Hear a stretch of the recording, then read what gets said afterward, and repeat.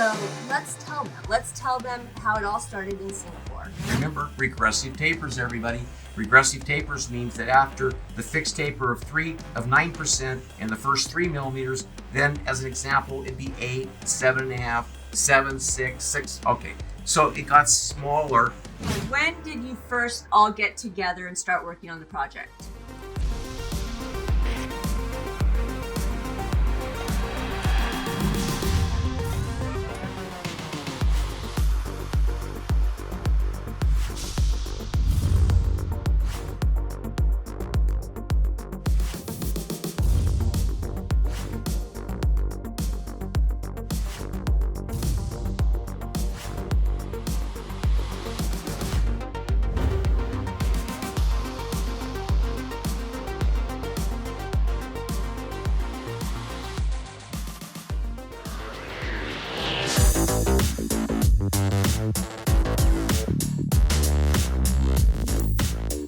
Welcome to the Ruddle Show. I'm Lizette, and you can see my dad, Cliff Ruddle, and our guests, who I'll introduce momentarily. But on our last show, we heard about how ProTaper came to be, and we talked about how it evolved over the past 20 years. And then now, today, we have Doctors John West and Pierre Machtou with us, and they're the co-creators and have been part of the ProTaper team since the beginning. So we want to hear their unique perspectives as well. So you guys Zoom together all the time, so this is really nothing new for you, except for today I'll be asking the tough questions, and there will probably be some time constraints. But other than that, it's business as usual. So welcome, both of you. We're really glad you could join us today. Thank you. Welcome. I know my dad is excited to have you guys all together talking about this, how the whole journey of ProTaper. So I just want to say, on our last show, we talked about how, John, you had the idea in the US in the early 90s about variable tapers on a single file. And then at the same time, across the Atlantic in France, Pierre was working on developing prototypes for variably tapered files. So it's interesting. It kind of reminds me a little bit of the pyramids being built in Mexico and Egypt at the same time, with zero communication between the continents. Obviously, I mentioned this a lot on the show because it's a fascinating concept for me. But I want each of you to have the chance to talk about how you thought of the idea. So, John, why don't you go first? First, Lizette, may I offer congratulations to the year number 2 of the Ruddle Show. It's a dream come true, and certainly want to acknowledge that. It's humbling to be part of it. We're really happy you guys are here. We are too. So the idea to me, Lizette, came first in the year 375 BC, when a Greek philosopher, Plato, in his work, The Republic, wrote 6 words that have lasted through the English language as a proverb. And those 6 words are, necessity is the mother of invention. And really, ProTaper for me was born out of necessity. I trained under Professor Herbert Schilder at Boston University, and he just didn't have the tools we have today. We had gate splittins, we had files for smoothing, we had reamers, and when we were all finished, many times these shapes were funnel shapes that allowed us to clean from top to bottom and seal predictably and with control. But sometimes there were rough spots. And in about the mid-1990s, we had 2 big stories in endodontics. One was the microscope, which really helped us because, as you know, Lizette, we work in the dark. And so it enabled us to see. But secondly was nickel titanium. And the issue, though, with nickel titanium in the beginning is that these files could break. There's nothing worse for a dentist to have something break in a person's body. This is like the ultimate crime, the opposite of the Hippocratic Oath. And the reason mainly because of it, with the unsophisticated metals, but mainly is that the tapers of these files were fixed. So they could have taper lock. They could grip inside the canal in an unknown spot and break. So it was a revelatory thought I had, because Schilder taught us to progressively make shapes. Don't just drill in there, that you have to do little bits at a time and create the final result. And because of that, I started to think, well, what if we could do this on a single file? And so literally the idea was written on a paper napkin. And that paper napkin became, at least in the America, the first prototype of a variable taper finishing file. And the rest is history. I was able to serendipitously join with my colleagues here, Pierre and Cliff, and with the magic of metallurgy and precision in Switzerland, we were able to make something that has been extraordinarily, from the marketplace, sustainable. And I don't think that I necessarily popped into my brain. I think maybe I have a little heritage of creativity. One example of that is my great grandfather, George Stevenson. You can Google him, Stephesen. And he is the father of the locomotive, the steam locomotive. And he, if you Google him, he's in the top 20 plus engineers of all time. He's in there with Archimedes, Ford, even Elon Musk now, and Vincent van Gogh, some of these incredible inventors of the past. And he's right in there. And so you can Google him and check it out. But the reason I bring that up is because the technology of the locomotive in those days was sustainable for 150 years. Now, ProTaper's a good product. It won't be around for 150 years, but it has been around and overcome hundreds and hundreds of imitators and copycats simply because they said it works. And we have one prototype, and then we have two prototypes and three prototypes. We have 3 generations of ProTaper, and I will tell you now that we're still writing the story of what if. And the last chapter, the next chapter of ProTaper is yet to come. Yeah, we talked a little bit about how that's actually an ongoing story on our last show. It is. It truly. So what about you, Pierre? Like, how did you think of it? You know, unlike John Dad's, my father was a dentist, but he did not invent anything. So regarding my pathway with the file, I think, you know, I was involved with MyFair, the Swiss company. I've been involved for a long time. They manufacture some pluggers for me. They manufacture some files for me. For example, the FlexoTaper, I gave the idea of the FlexoTaper. So when the first NiTi file went on the market, MyFair asked me if I could give us some idea in order for them to manufacture some similar files. And like John, we have been trained with the same concept.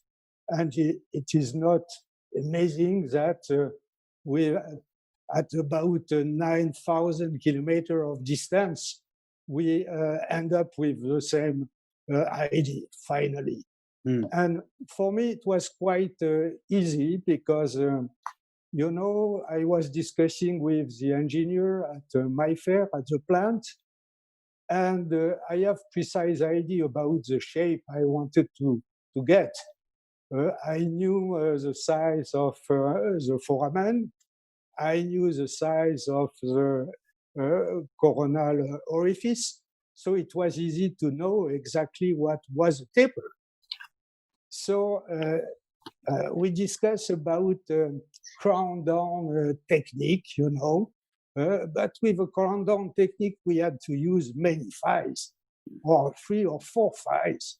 Mm-hmm. So I said, but you know, the dentists, the general dentists, they like to go straight to the working lens. So if we use a step down fashion or crown down fashion, they are going to be lost. So I said the only way for a file to reach the working lens, if we want to get this kind of shape, is to have multiple taper on the active portion. And at that time, it was in the early 90s, the engineer, François Eby, at that time, he told me, but we can do that.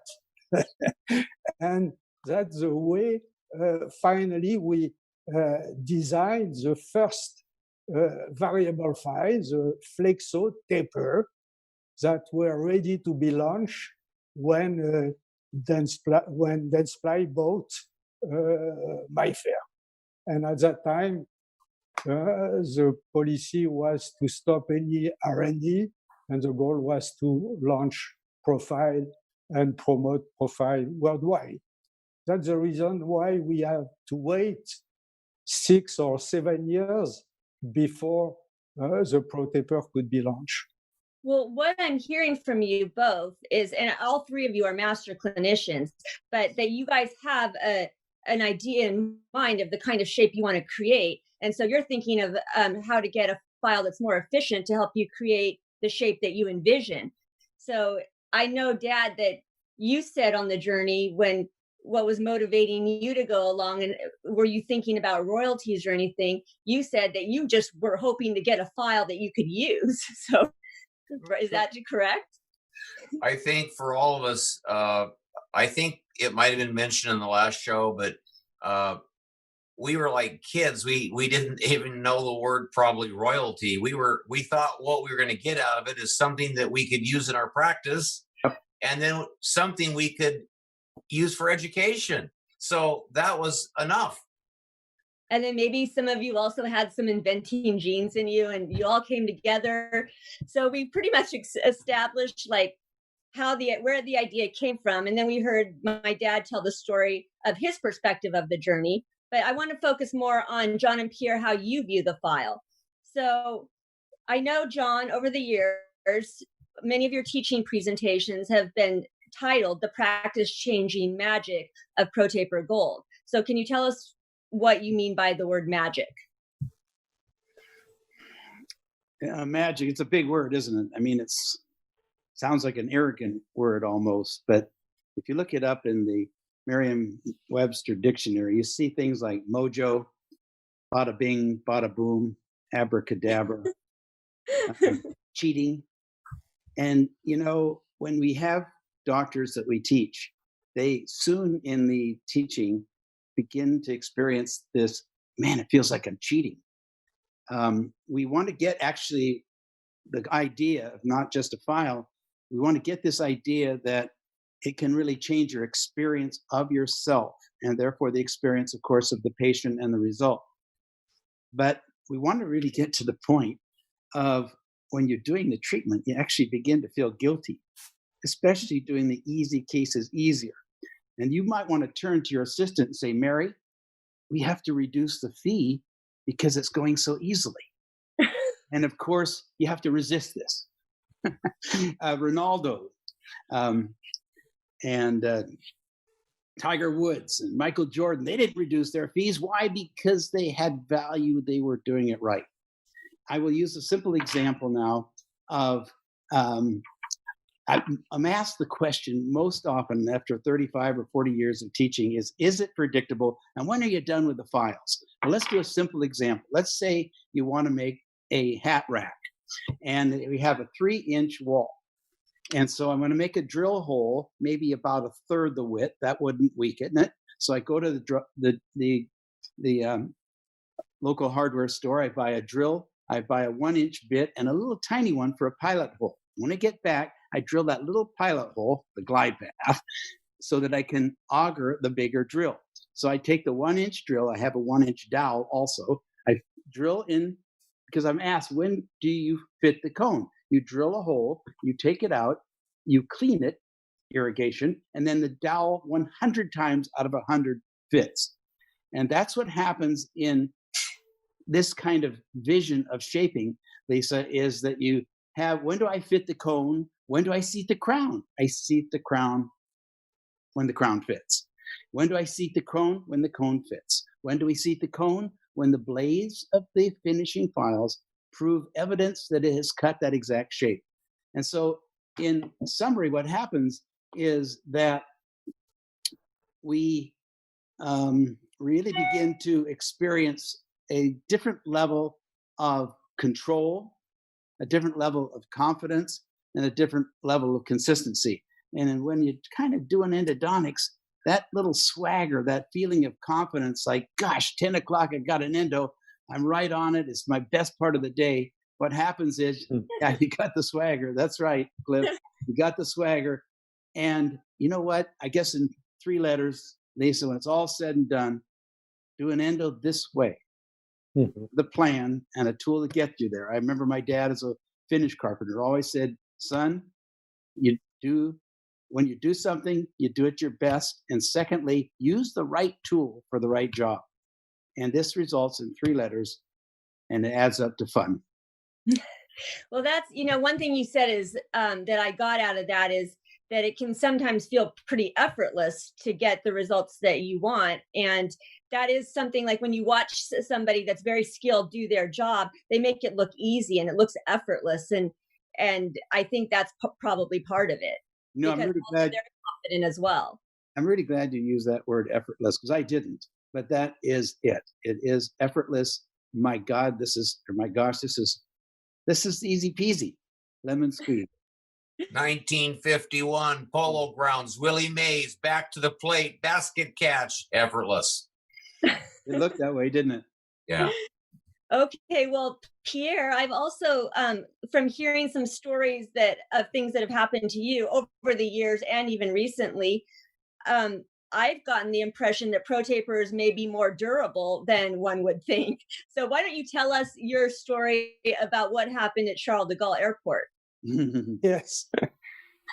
It's a fun story now, but not exactly when it happened, Yeah.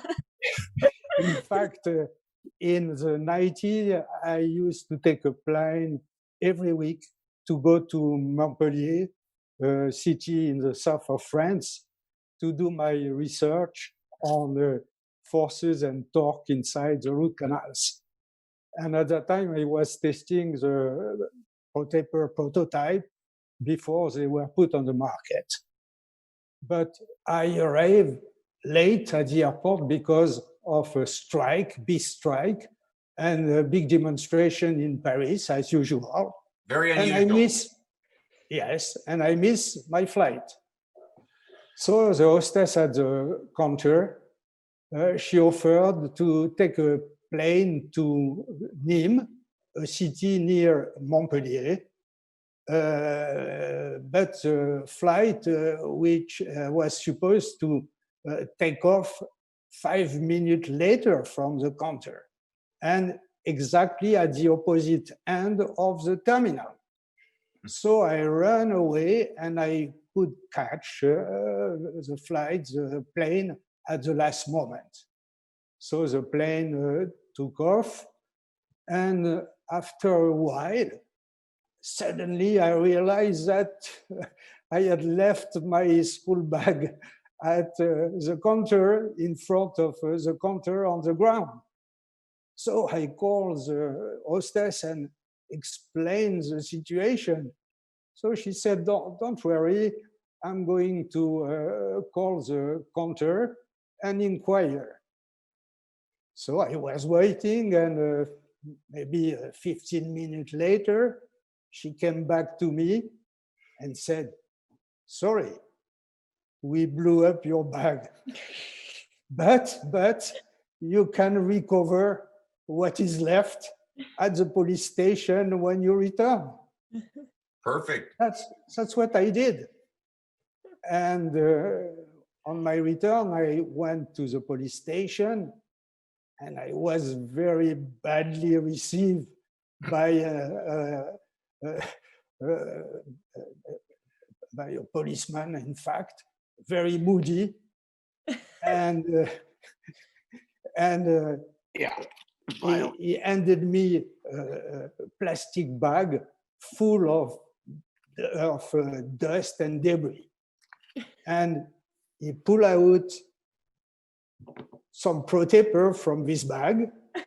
He inspected them with big suspicion, and he asked me, what is this? the ProTaper were perfectly intact. And maybe it is, I think, the first example in the world of heat treatment for rotary files. That's the story. That's excellent. They So were definitely absolutely durable. intact. And you also have another story about that kind of speaks to the durability of ProTaper, because your students were using it when you were at Paris 7. Yes, sure. And it was always before the release of ProTaper, and I was testing the instrument on my patient at the school, at the university, with two of my postgraduate students. And I used to spend 2 full days a week with them. And when I was done, I asked my student to clean, sterilize, and store the instrument in my personal locker because I needed to reuse them. And at that time, I did not have a large number of instruments. So long after, finally, they confessed to me that when I was away, they reused the instrument many times. So when I asked them how many times, they calculated that they use the same sequence about 30 times. So this durability maybe could have set a new definition for multiple use. So, and they were still working. You're still using them, I understand. He's still using them routinely. Yes, absolutely. So they're single-use files, but if you have to use them a few more times. Now they are single-use, but at that time. Desperate times, desperate measures. Yeah. Okay, John, I want to go back to you a long time after that. Okay, so John, I want to go back to you, because not only when you speak and when you write, not only do you say that ProTaper is magic, but you also have, like, quote, said it's more than a file. Now, I just want to say on our show, this has come up many times. We've talked about how we don't want to count on technology to make up for deficiencies in training. Like, you still need to be proficient in the fundamentals. So why don't you explain to us what you mean more than a file? I got to quit saying these things. You know, Lisa, really, ProTaper is not a file. It's a philosophy. It's a thought process. It's a way of thinking. It's a way of being. It's a way of doing. It's not the bat, it's the batter. You've heard that kind of a comment. Mm-hmm. And yeah, probably the best example of that, Lisa, is I'm going to read you several testimonials from classes that Cliff and Pierre and I have given in the last couple of years. And I think it'll speak for itself and make the point about ProTaper is more than a file. I'm leaving this class to start a journey of excellence that I didn't imagine before. I know I will achieve it. Ruby from Concord, New Hampshire. ProTaper is more than a file, Lisa. This class has energized and pushed me to grow as an individual as well as a dentist to serve my community. Wow. With passion and excellence. Evelyn from Richmond, Canada. ProTaper is more than a file. I'm leaving this training a different and improved person. Wow. Ben, Greenville. Thanks, Ben. ProTaper is more than a file. A couple more. There are only there's a trend here. It's not like an aberrant comment. This is like, hey, thanks for teaching me how to drill a hole, but it's far beyond it. There are only a small handful of courses that have literally changed the kind of dentist I am. This is one of them. Robert from Bloomfield, Colorado. ProTaper is more than a file. Two more. The philosophy of this kind of thinking and doing endodontics goes well beyond endo. It goes to the core. I've learned a confidence and skills that have changed the way I enjoy my practice. Pretty big. That's John from Torrance, California. ProTaper, Lisa, has more than a file. And finally, this presentation was the best fire starter of my life. Asina from Canada, we do and have changed lives. And it's not the file, it's the whole thought process. It's the education. It's all the Ruddle animations and reality, the teaching, the passion of Pierre is like incredible, and his science, maybe the innovation and creativity of Cliff and myself, and the Swiss precision and commitment to excellence is staggering to me. And one of the reasons that ProTaper has had such a phenomenal success is the reasons it is more than a file, but also its capacity to adapt. And I want to just speak a quote from Darwin. When we were in the Galapagos, this sign was right above where he did all of his research about the origin of humans. And he said that it is not the strongest of the species that survives, nor is it the most intelligent. It is the one who has the greatest capacity for change, to adapt to change. And that's true in endo, heck, and it's true in this day and age. We're not in unprecedented times. We're in unprecedented rate of change. And we have very little capacity and skills in the human race that have adapted to those skills. And we have done a great job with endo, and we're going to keep doing that. We're going to adapt, listen to the marketplace, but mostly we're going to listen to ourselves and what do we need to do a better job and be better dentists, Lisa. Awesome. Yeah, I know my dad has gotten a lot of feedback from his courses too, from people that basically describe it as life-changing. And I think it is a similar type of thing, because it's not just it makes sense when you describe it to me the way you do, that it's actually a philosophy. Yeah. Did you want to say anything about that, Dad? I want to hear from Pierre. Okay, well then let's go to Pierre, because you've also received a lot of feedback that has kind of kept you motivated along the whole journey as well. Absolutely, like the three of us, we have received hundreds and hundreds of messages, letters, clinical cases to express from dentists, general dentists, specialists, to express their gratitude, in fact, after our training session and courses. And what was amazing is, in fact, the word used were always the same, as John mentioned. They mentioned magic, they mentioned predictable, they mentioned exciting, they mentioned beautiful shapes, beautiful feels, discovered newfound confidence, a lot changed my life. Many said that. So I think from a teacher standpoint, it's quite reading this testimonial finally is really rewarding. And we have experimented, the three of us, exactly the same feedback. And still. Why don't you also tell us a little bit about your relationship with Dr. Herb Shielder and how this has also motivated you on the journey? Yes, because,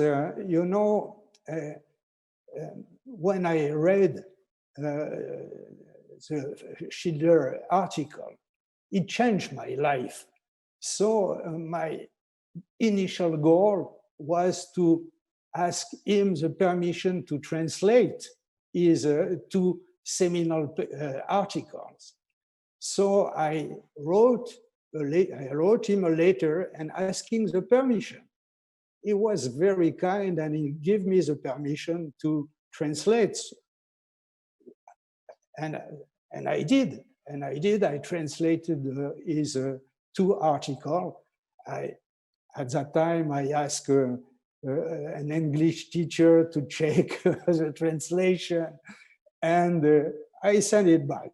He was very, very happy with the translation because, you know, in BU, he received a lot of Canadian people from Quebec, and these people, they did not speak good English. So the first thing he did was to give them the translation, you know. And there is something interesting regarding the translation. He called me and he said, I like it very much, the translation, but there was a mistake. Oh, I said, I'm very sorry. I'm very sorry. But he said, it's not your fault. It's the editor's fault. Because in the text, it was written in the bed of the canal, and I translated in French, dans le lit du canal. Lisa, you understand? Yes. You know? So he said, I never said bed. I said in the body of the canal. So he read exactly each word. He controlled each word. And after that, detail. That was her. And this started my relationship with him very close, like a son. Yeah. And he called me and he said, Pierre, I want to meet you. So please come to BU. I want to meet you. Of course, I went. 1 month later, I went. And we started a very, very special and close relationship. This was the story. Great and story. Dan, I think you told me yesterday that Dr. Herb Shielder said that he, like, it's, you know, one thing that he would have always wanted to do is try out one of those files. Yeah, I think these guys would probably have their own versions, their own interactions, but I was talking to Professor Herb Shielder on the phone one day. We were pretty good friends at that point. I actually, at that point, was calling him Herb, but that took decades. Anyway, he said he made some comment. He wished he was in practice because he would like to try the files. He said they perfectly recreate my envelope of motion, my pre-enlargement, and the apical prep blast. He didn't say it exactly like that, but that's what we ended up taking from the Shielder ideas, these guys. So I want to say one thing. Okay. One thing we're all three the most proud of is our teaching, our educational model is transferable. I don't have to say a lot more, but if only Sam, Jim, Mary, and Martha can do it, then it's probably not so good. But all over the world, where are we gone, whether they are a genius student, a very average student, which is most of our students, and whether there's people still growing and trying to get up to speed, if they follow what we say, they can carve the shapes, and it's evidenced by the cases they send us from all over the world. That's probably our biggest joy. So the predictability of it and the transferability. Yeah. Okay, I now want to ask each of you if you could just tell us what your favorite memory or your most inspiring moment along the whole journey might be. Like, Dad, maybe you start, because I know you have something that was pretty inspiring for you. Well, I had to call John yesterday so he wouldn't say it, because we're going to probably all have the same memory. I didn't call Pierre because I thought Pierre probably forgot. Absolutely, Professor. Because he forgets his underwear and he forgets stuff around the world. There's legendary stories, like he forgot his bag at the golf. Okay. One time after many years, it was about 2007. So we started our ProTaper journey in 1995. That's when we formally all three came together. Even though you heard their story, they were working on the intellectual property before I became involved. But so some years had gone by, 95, now it's 2007, and we've been out in the marketplace since 2001. That was the launch. So we were about 6 years in. And one day, the owner of My Fair, it was a family-owned Auguste, Michel, long lineage of My Fairs. Well, Pierre-Luc My Fair was the general manager at that time, and he said he had a special evening for us, and we needed to be at the plant, you know, by 6 o'clock because we were going to go to the hut. Well, I didn't know what the hut was. None of us knew what it was, but we knew anything with Pierre-Luc in the Swiss Alps was going to be a memorable Swiss winter evening. So we went probably, Pierre will tell us, 2 or 3 kilometers from the plant, wasn't so far. And up against the forest was this little nondescript hut. And I won't go through all the things, but we had a beautiful evening. And it was a celebration that we didn't understand until he gave us these little medals and little diplomas of achievement for what we'd done in the marketplace at that time. So we looked out the window, the escarpment was falling off towards, in the night it was like abyss, and we could see the stone faces across the valley with the moon on them. And I think we all felt a great sense of reverence, friendship. I thought of the airports that we've all ran through, the transfers, the hotels. Phyllis and I hit 5 million educational miles last year, but the reverence of this setting was so quiet and it was such a joyful moment. That's what I'd like to share with my friends. What about either of you? Do you have a memory you want to talk about?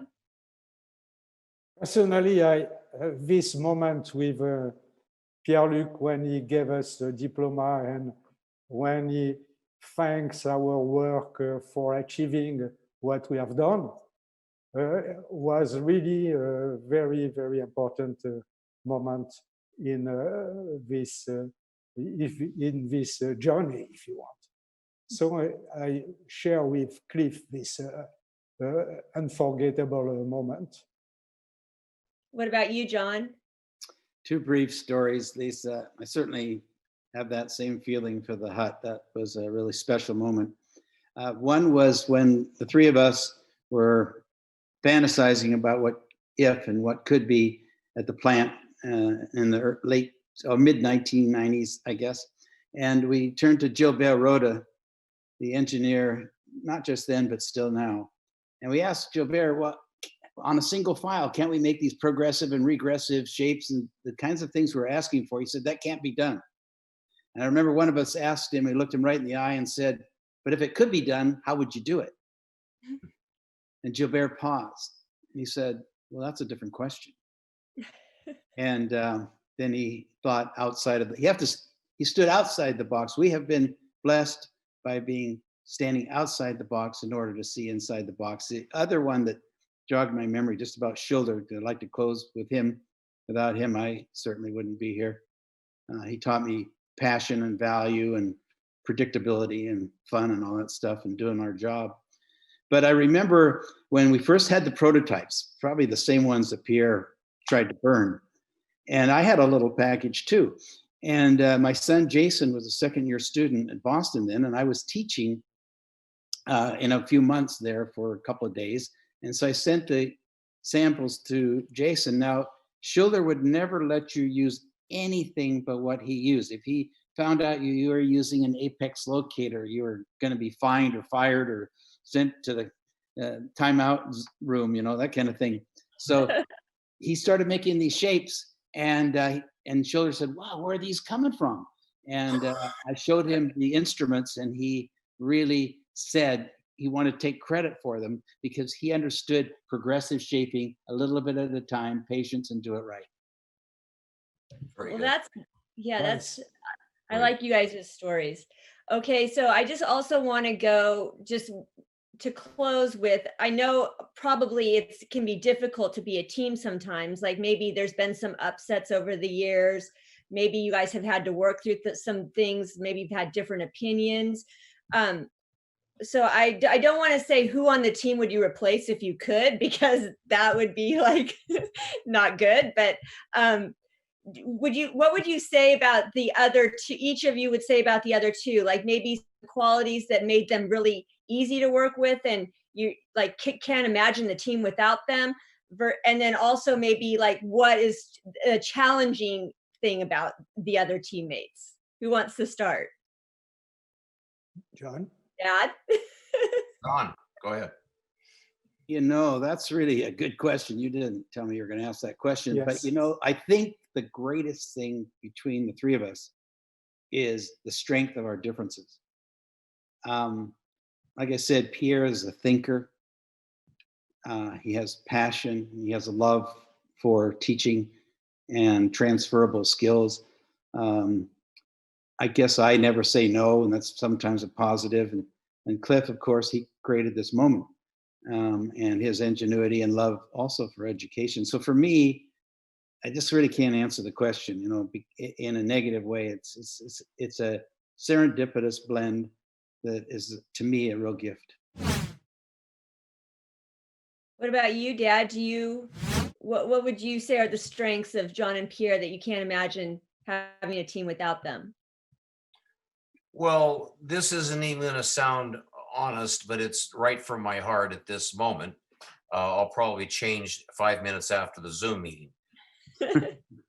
I don't recall ever having a fight with Pierre and John about anything to do with files or most anything else in life.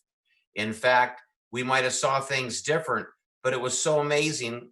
We might have a meeting that starts at Monday, so I would fly Friday, arrive Saturday.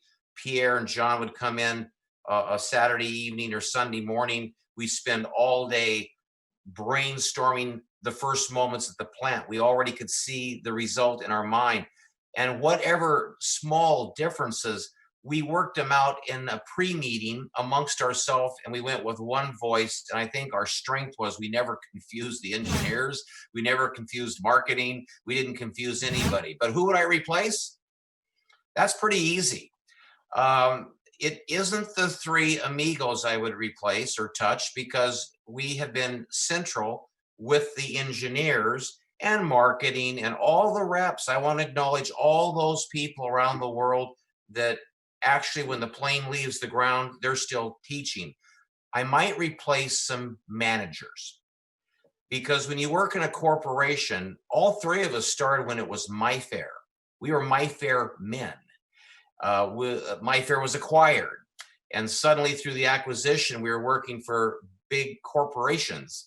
And so people come and go. And when people come in, sometimes they don't respect or appreciate the past. And so there's a tendency to set their own vision and their own direction. And sometimes that's really hurt our innovation. I think some of my family plead with me not to say the word, but I would have to say he was a person who came and went, but we lost a lot of momentum, but now we're back on track. Okay. What about you, Pierre? What do you think about John and my dad? I can only say that it was so easy to work together, because we are exactly on the same line. We think exactly about the same thing.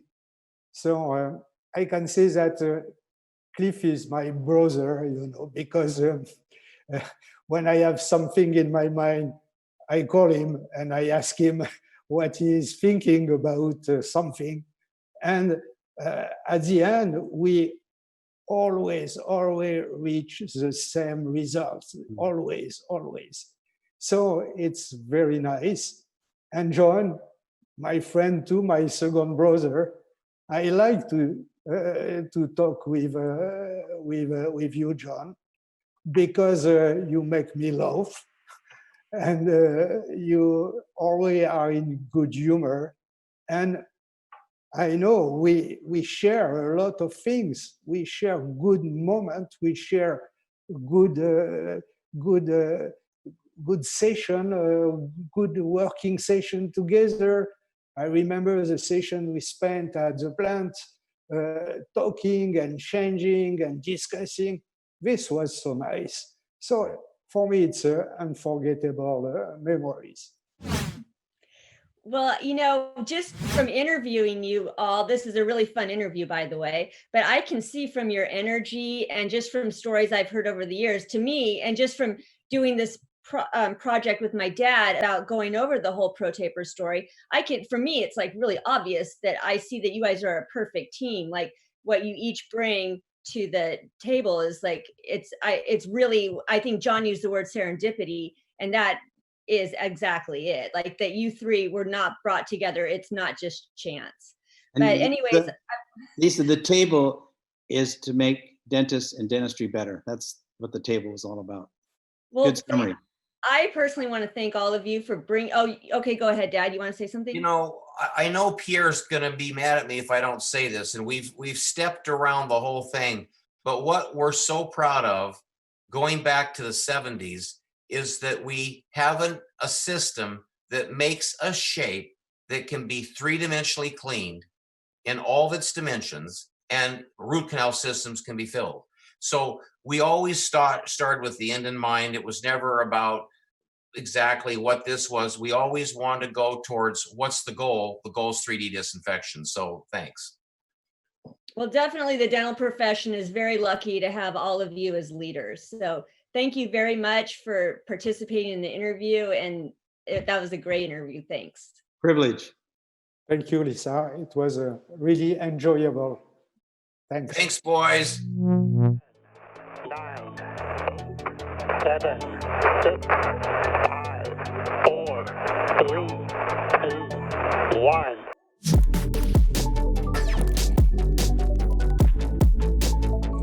So now that we've heard the ProTaper story, we understand a little bit better the concepts behind ProTaper and can see how it all evolved over 20 plus years. We had that great Zoom interview with all the three amigos together. That was fun. Yeah. So now we'd like to show you how to actually shape a canal with ProTaper. Well, when you take instruments to the clinic, that's when the rubber meets the road. So let's see how ProTaper can shape a difficult multiplanar curvature canal. This instrument series has become the #1 selling file in the world because of three things. Number one, it was the first system in the world to offer active cutting blades. Number two, it was the first system in the world that changed the taper on a single instrument. And number three, it was the first system that recognized the importance of having shaping files distinctly different than finishing files. Let's take a closer look. The shaping files work dominantly in the coronal 2/3. Notice that SX is short, it's 19 millimeters in its overall length. This helps us introduce it when there is narrow interocclusal space. This helps us remove triangles of dentin and to pre-flare the body of the canal so we have greater access into the deep apical 1/3. We use the shapers with a brushing motion on the outstroke. The finishers are completely different in that they cut dominantly in the apical 1/3. The finishers most frequently used are the sizes 2007, 2508, and 3009. These instruments then can expand the terminal diameter of the canal and expand the deep shape without over-preparing the body of the canal.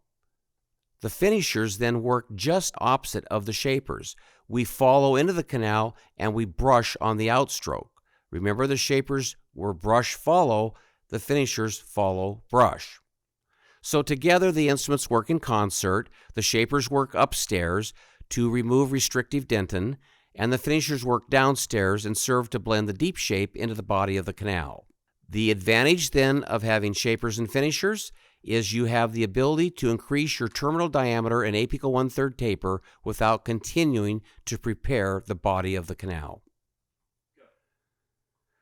Now that we've looked at the ProTaper family of instruments, let's look at what might be an appropriate shape. The shape that most of us that use ProTaper Gold utilize is we finish somewhere around a 2007 or a 2508. And of course, that's based on 50 years of research. And if you look at these review papers, you can kind of see that these were the shapes that were noticed where we could exchange reagent. So the only reason to shape a canal is so we have irrigant that can be exchanged into all aspects of the root canal system. Of course, if we can clean a root canal system, we have the opportunity to three-dimensionally fill this root canal system. Well, now that we've reviewed the ProTaper Gold family of instruments, and we've reviewed what might be an appropriate shape within the canals of the roots that hold them, let's put this to work in a plastic block.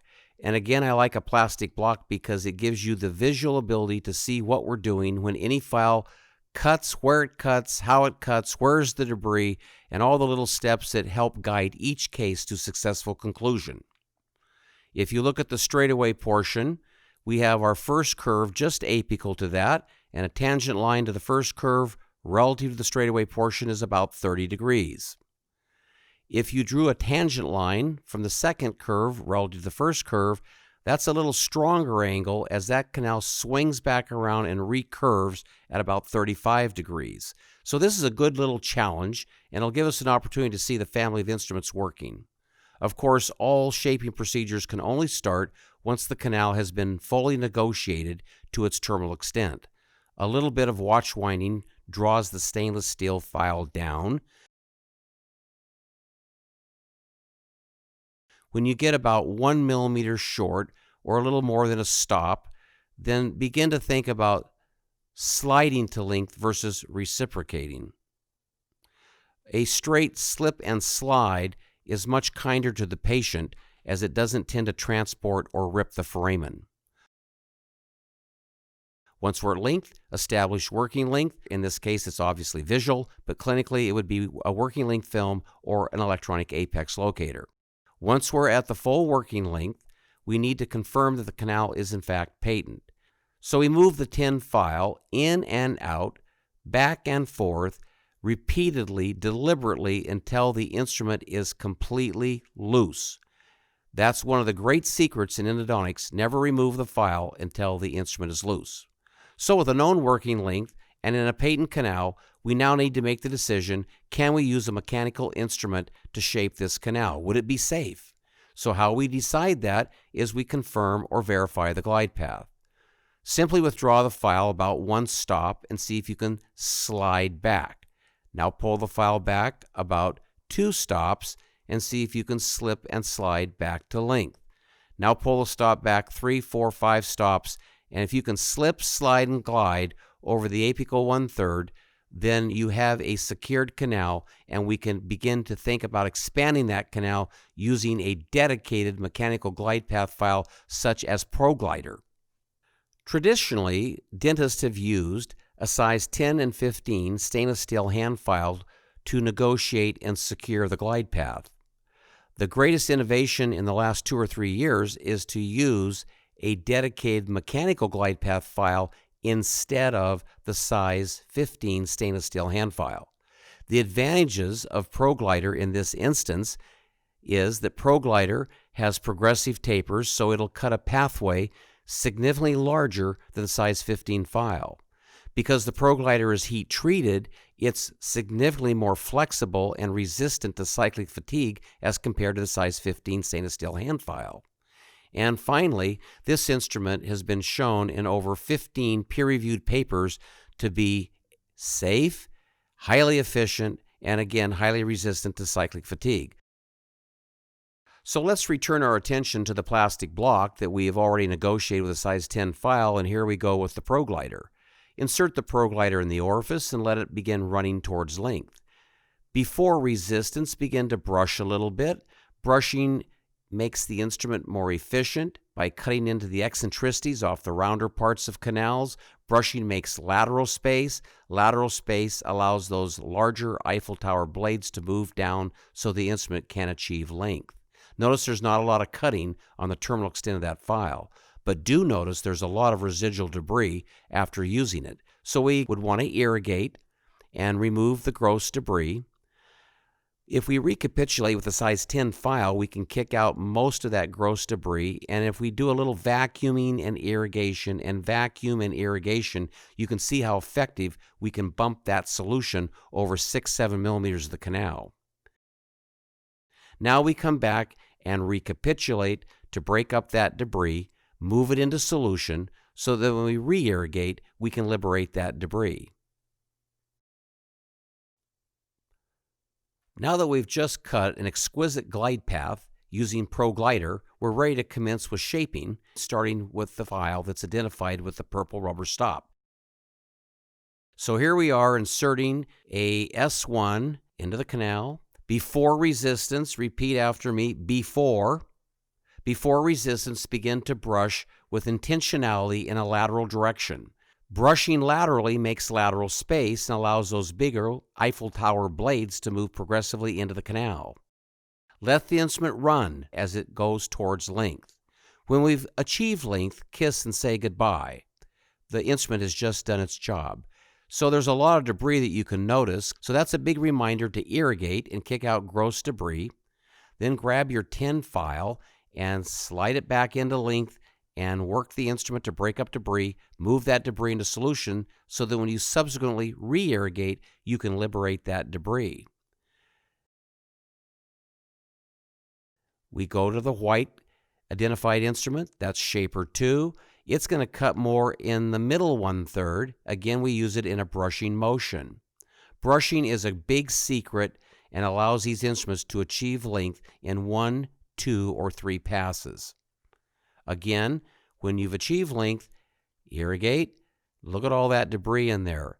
That's what oftentimes leads to problems, is it gets pushed down into the narrowing cross-sectional diameters. To prevent that, we recapitulate with a tin file to break up debris, to move it into solution, so that when we re-irrigate, and notice we're doing a little vacuum, a little irrigation, vacuum, irrigate, vacuum, irrigate, we're bumping those solutions, and you can see how they're traveling back and forth in that apical 1/3. Moving right on, we go from Shapers to Finisher, and our first Finisher is a 2007. When you remove this instrument, check its apical flutes. If they're loaded with debris, in a small root form, you might consider yourself as complete. On the other hand, if you have sufficient root structure, most of us like to go to about a 2508 because it's very easy to exchange irrigant with a polymer tip in a well-shaped canal. The polymer tip agitates that solution, breaks up the debris, moves it into solution so that when we irrigate, we can liberate that debris. Notice again, a little irrigation, a little vacuum, is quite effective at clearing this model's canal. Here comes the F2. It's a 2508. Watch it crawl around the curvature. A thing of beauty. That's how flexible it is with heat treatment. So we've just cut the shape. Now we can irrigate, recapitulate, and re-irrigate.